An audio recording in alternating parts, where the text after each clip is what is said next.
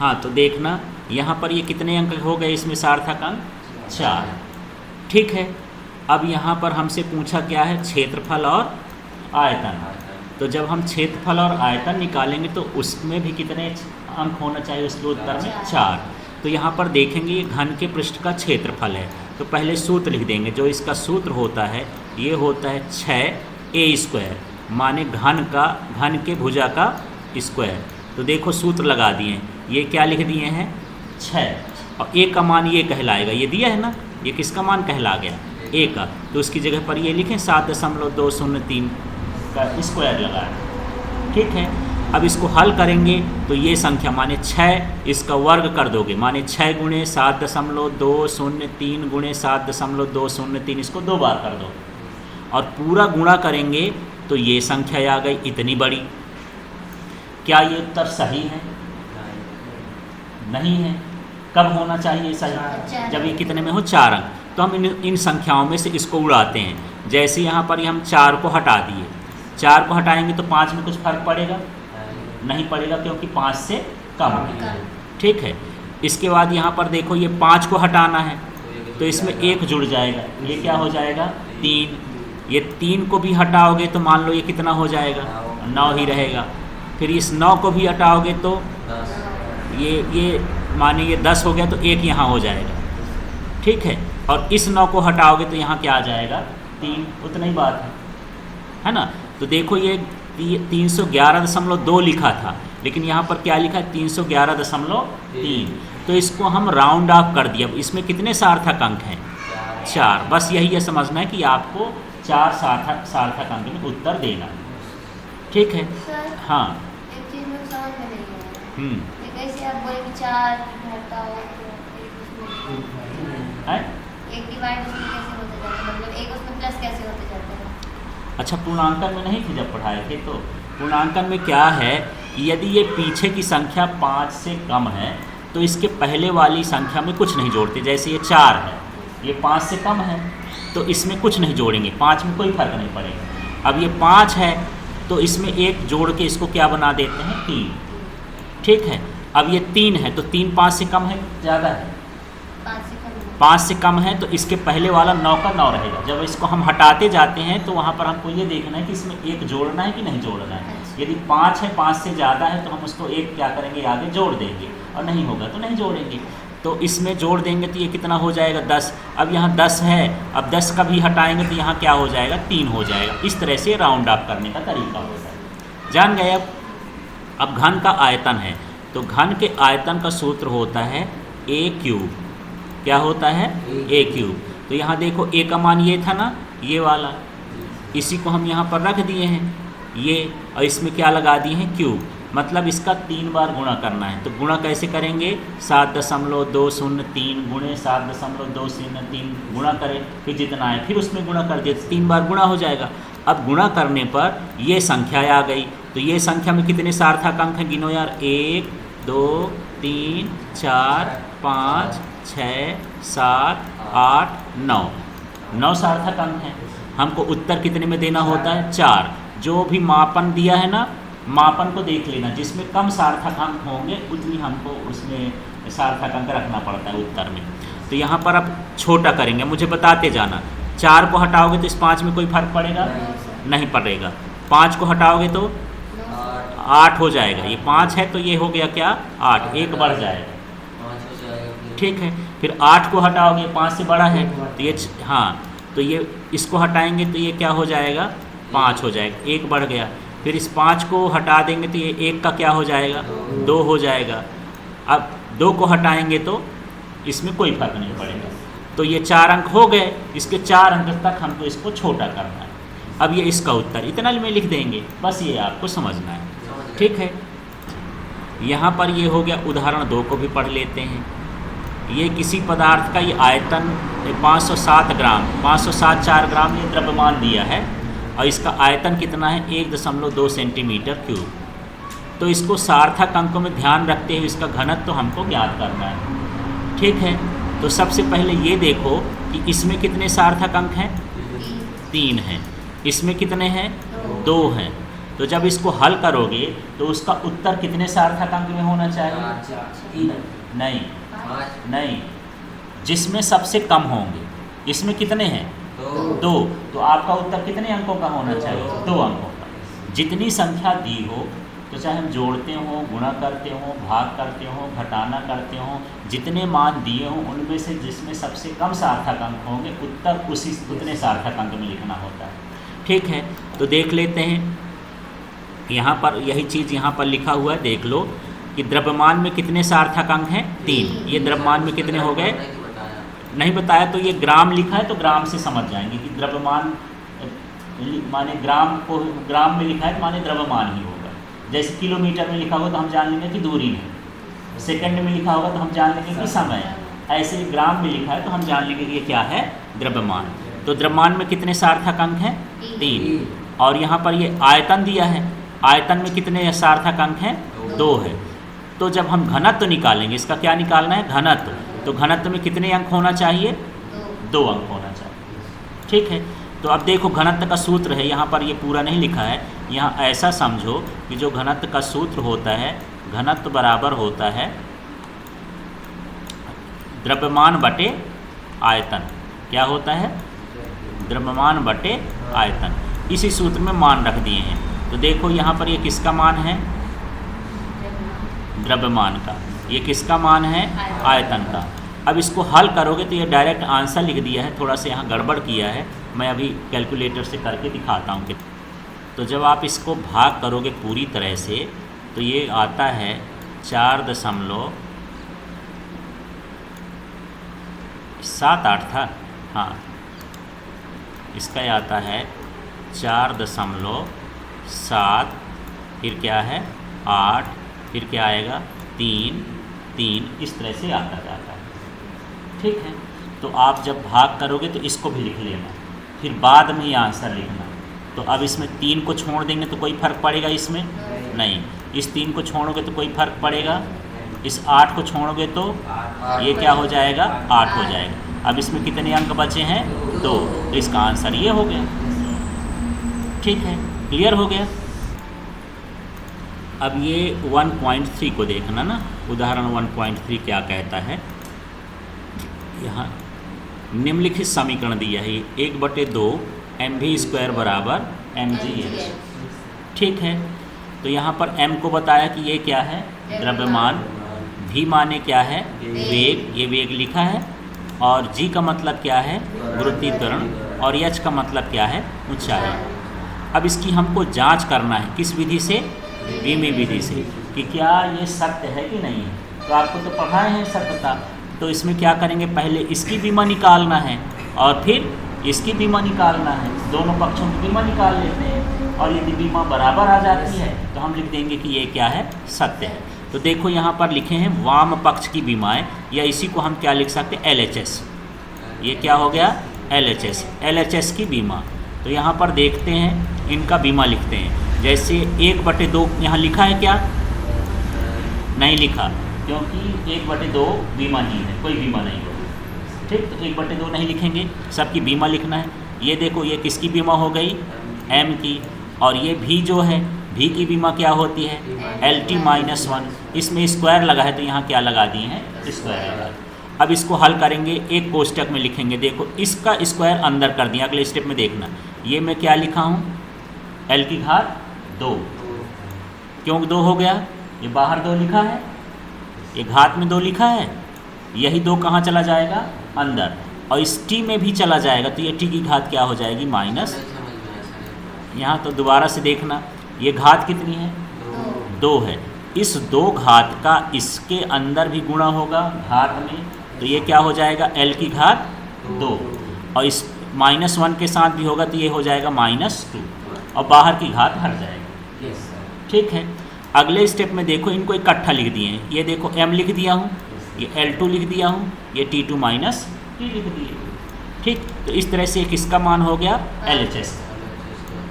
अब यहाँ पर हमको दक्षिण पक्ष माने हम इसी को क्या लिख देते हैं, चाहे दक्षिण पक्ष लिख दो और चाहे क्या लिख दो? RHS। अब इसमें देख लेते हैं, तो RHS में मतलब हमको सब कुछ इसका देखना है, इसकी पूरी बीमा लिख देना है। तो m की बीमा देखो, m की बीमा क्या हो गई m, और g माने त्वरण है, g का मतलब क्या है त्वरण, गुरुत्वीय त्वरण। तो जो त्वरण की बीमा होती है ये होती LT-2, ये लिख दिए हैं। फिर h माने होती है ऊंचाई, तो मैं बताया था ऊंचाई हो, लंबाई हो, दूरी हो, सब की बीमा क्या होती है l, ये इसको l लिख दिए हैं। अब इसको हल करके देखो, यहाँ m एक ही है ना इसके भीतर, कहीं और है m क्या नहीं है, तो ये मैं क्या लिख दिया m। फिर इस l को अंदर भेज देंगे तो l कितने हो जाएंगे 2, तो ये हो गया L2 और ये T-2 हो गया। फिर इनको एक कोष्टक में लिख दिए हैं, तो ये देखो ये m हो गया, L2 हो गया, T-2 हो गया। अब इसमें क्या देख रहे हो कि दोनों पक्षों की बीमा क्या है समान है, इसलिए दिया गया समीकरण कैसा है सत्य। ठीक है, तो चलो अब इस प्रश्न में पहुंचते हैं। ये है उदाहरण 1.4। ठीक है, यहाँ पर ज़्यादा कुछ नहीं देखना है, ये हमको सूत्र दिया हुआ है, आपको बताना है कि ये कौन बीमी दृष्टि से गलत है।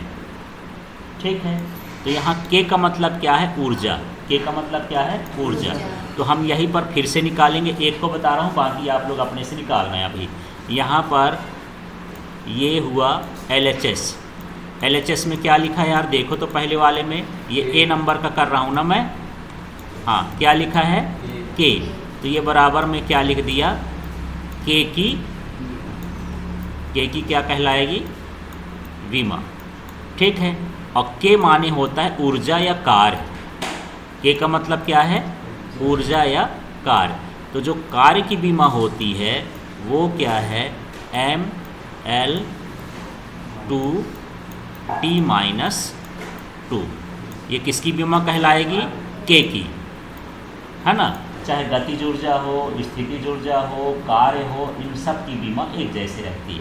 तो जहाँ जहाँ ये K आया है ना, सब की बीमा यही रहेगी। इतना समझ में आ गया। ये क्या निकल आया LHS। अब हमको क्या निकालना है RHS। तो चलो RHS में देखो क्या लिखा है, हाँ पहले वाले में क्या लिखा है m²v³, तो यहाँ पर ये लिखा m² और ये क्या है v का क्यूब। तो यहाँ देखना v माने आयतन भी है और v माने वेग भी है, लेकिन जब कैपिटल V हो तो आयतन होता है और स्मॉल v हो तो क्या होता है वेग। तो यहाँ पर लिखा भी है जो स्मॉल v है वो क्या है यहाँ पर चाल या क्या है वेग। ठीक, हमको यहाँ पर किसकी बीमा लगाना है वेग की। तो अब बताओ इसकी जगह क्या लिखूँ, ये m² है तो कैपिटल M, हाँ ये कैपिटल M हो गया और इसका क्या लगा देता हूँ स्क्वायर लगा देता हूँ। ये लाइन समझ में आ गई। और ये V है, V माने है चाल, V माने क्या है चाल या वेग, इसकी बीमा क्या होती है LT-1। ठीक है, यहाँ समझ लेना माइनस लगा है, मिल गया है, ये कितना है क्यूब। ठीक, अब इसके घात को हटाएंगे तो क्या आएगा बताओ, ये M2, ये अंदर घात चली जाएगी तो M2 हो जाएगा, हाँ और ये क्या हो जाएगा L3 और क्या हो जाएगा T-3, ये बीमा आ गई। अब ये किसकी बीमा थी RHS की। अब देखो ये और ये बीमा क्या बराबर है, ये देखो इसमें m है, इसमें m का स्क्वायर है, इसमें L2 है, इसमें L3 है, इसमें T-2 है, इसमें T-3, कोई भी एक चीज़ नहीं मिलेगी हमारी बराबर नहीं है। तो यहाँ पर क्या लिख दोगे कि जो LHS की बीमा है हाँ और नॉट इक्वल टू क्या हो गया RHS हो गया, तो कह दोगे कि यह समीकरण बीमी दृष्टि से गलत है। इसमें लिखा ना कि बीमी दृष्टि से सही है कि गलत। ठीक है, तो इस तरह से आपको करना है। ठीक है, तो इसमें देखो उदाहरण 1.5 है। एक सरल लोलक पर विचार कीजिए जिसमें गोलक एक धागे से बांधकर लटकाया गया है और जो गुरुत्व बल के अधीन दोलन कर रहा है। और मैं बताया था ये क्या है, ये मान लो एक कोई सपोर्ट है और इसमें हम क्या कर लिए हैं धागा तो यही है कि हम इसको एक धागे से और इस तरह से लटका देते हैं और इसको हम इधर उधर ऐसे डुलाते हैं, इसको सरल लोलक कहते हैं, पेंडुलम कहलाता है। ठीक है, अब इस पेंडुलम में क्या है, ये जो गोलक की लंबाई है, धागे की लंबाई ये है, ये क्या हो गया L, गोलक का द्रव्यमान, ये जो है नीचे लगा होता है ये गोल गोल, ये गोलक का क्या है द्रव्यमान, और पृथ्वी जिससे खींचती है उसको हम क्या बोलते हैं गुरुत्वीय त्वरण। तो क्या है दोलन काल के लिए सूत्र स्थापित करना है, किस विधि से, विमी विधि से। ठीक है, तो चलिए अब देखते हैं इसमें कि जो उसमें लिखा है कि जो दोलन काल टी है उसमें टी भी लिखा था, है ना, किस किस पर निर्भर करता है, एल पर, जी पर, एम पर निर्भर करता है। तो हम इसको पहले ऐसा लिखेंगे, देखना टी एक स्टेप में बढ़ा देता हूँ, इसमें नहीं लिखा है, टी समानुपाती क्या हो जाएगा इसके हिसाब से, क्या लिखा है पहले एल, फिर क्या लिखा है जी, फिर क्या लिखा है एम, और इनकी घात लिख देंगे क्या एक्स वाई और क्या हो गया जेड। क्लियर हो गया। अब ये समानुपाती का चिन्ह हटा दोगे, बराबर आ जाएगा और के आ जाएगा। अब बाकी सारी चीज़ों को इसी तरह से उतार देना। ये यहाँ तक स्टेप समझ में आ गया। ठीक है, अगले स्टेप में क्या करना है कि यहाँ पर दोनों, ये वाली चाहे लाइन ना लिखना, ये वाली लाइन ना लिखना, यानी दोनों ओर राशियों के विमी सूत्र लिखने पर, अब यहाँ विमी सूत्र लिखते हैं तो ध्यान से देखना, यहाँ पर समझना है आपको। ये जो टी का विमी सूत्र है ये हो जाएगा, ये थोड़ा क्रम से नहीं लिखा, पहले यम कर देना m0 L0 T1। देखो पहले इसका समझ में आ गया, T-1 क्यों आएगा, सिर्फ टी है भर तो इस कहाँ, ये -1 नहीं है 1 भर, इसको देखो ना, इसका ये इतना भर देखना है। ठीक है, m0 L0 T1 आप क्रम से जमा के लिख लेना। ठीक, इसका क्लियर हो गया। अब यहाँ के की कोई बीमा नहीं है तो के में कुछ ना लिखेंगे, ये क्या लिखा है L, तो ये लिखा है L। ठीक है, इसकी घात कितनी है x, तो इसकी घात में भी क्या लिख दिए हैं x। लाइन समझ में आ गई। फिर ये g माने त्वरण, तो त्वरण की बीमा क्या होती है LT-2, तो LT ना लिख के L1 लिखा है तो ठीक है वो भी चलेगा। इसकी घात देखो कितनी है y, तो y लिख दिए। फिर यहाँ पर ये क्या है m का मतलब क्या है द्रव्यमान, और द्रव्यमान की बीमा क्या है m, तो m लिखे, इसकी घात z है तो क्या लिख देंगे z। ठीक है, ये लाइन समझ में आ गई। अगले स्टेप में देखो, यहाँ पर एक स्टेप और है, तो एक स्टेप कैसे बनेगा देखते जाना। मैं एक स्टेप यहाँ बढ़ा देता हूँ, इस x को अंदर करेंगे, क्या आ जाएगा बताओ। हाँ, यहाँ पर लिख देता हूँ L की घात x। ठीक है, इसका काम खत्म हो गया। यहाँ बाहर क्या लिखा है y, इस y का गुणा इससे होगा ना, तो ये क्या हो जाएगा L y, फिर इस y का गुणा 2 से भी होगा तो क्या हो जाएगा T-2y, और फिर इसका इस तरह से कोष्टक बंद कर देंगे जो भी इसका ही है। फिर क्या है, ये z को भी अंदर करोगे तो क्या हो जाएगा, ये m की घात क्या हो गया z, ये मैं लिख दिया। अब इसमें जो है तो चलो यहाँ इसमें l पहले लिख दिया है तो कोई बात नहीं है, कहीं भी लिख सकते हो। तो यहाँ l वाला देखो, l कहाँ कहाँ, ये है l, और कहाँ है l, ये, तो इसकी घात कितनी है, इसकी घात कितनी है y, तो 2 बार l ना लिखेंगे, 1 बार l लिखेंगे और दोनों घातों को क्या कर देंगे जोड़ देंगे। ठीक है, अब देखो t वाला, देखो t वाला कहाँ है, ये और कहीं है t, तो उसी तरह लिख दिए t की घात कितनी हो गई -2y, फिर m की घात कितनी है z, तो ये z लिख दिए। ठीक, अभी नहीं, अब इधर देखो आप, यहाँ पर देखना है, यहाँ पर कोष्टक लगा लेना ऐसे करके।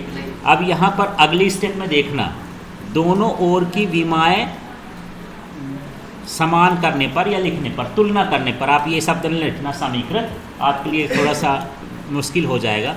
तो यहाँ पर क्या लिखना, दोनों ओर की विमाओं की तुलना करने पर। अब यहाँ समझना, यहाँ पर पिछली बार मैं बता रहा था तो आपके समझ में नहीं आ रहा था। यहाँ देखना, पहले इस L का ये मैं लिख लिया, L के साथ क्या लिखा है x + y, केवल घात देखना है, ये मैं लिखा है x + y। अब इस L के साथ देखना है, क्या देखो इस L के साथ क्या लिखा है, ये इस L की घात में क्या लिखा है 0, तो इसलिए यहाँ पर क्या लिखना देना है 0, ये एक समीकरण ये बन जाएगा। समझ में आ गया। माने इसका यल देखना है, इसकी घात ये है और इसकी घात ये है, तो x प्लस वाई बराबर कितना हो जाएगा 0, इसलिए ये लिख दिया। ठीक, अब ये -2y देखो, किस में देखोगे, किसके साथ है, t के साथ, तो यहाँ t के साथ ये कितना है 1, t वाले का t के साथ देखना है। तो देखो -2y बराबर कितना हो गया 1, ये -2y बराबर 1 हो गया। फिर z वाला देखना है, m वाला, तो ये z है और ये m के साथ यहाँ क्या लिखा है 0, तो यहाँ z बराबर कितना हो गया 0। ठीक, अब यहाँ पर देखो ये z का मान हमको पता चल गया कि z का मान कितना है 0, इसको हल करने की ज़रूरत नहीं है। आगे देख लेते हैं, इसको हल करोगे तो क्या आएगा बताओ, है ना, इसको बताओ y का मान। हाँ, z बराबर 0 आया, कहाँ 2 आया, ये z बराबर 0।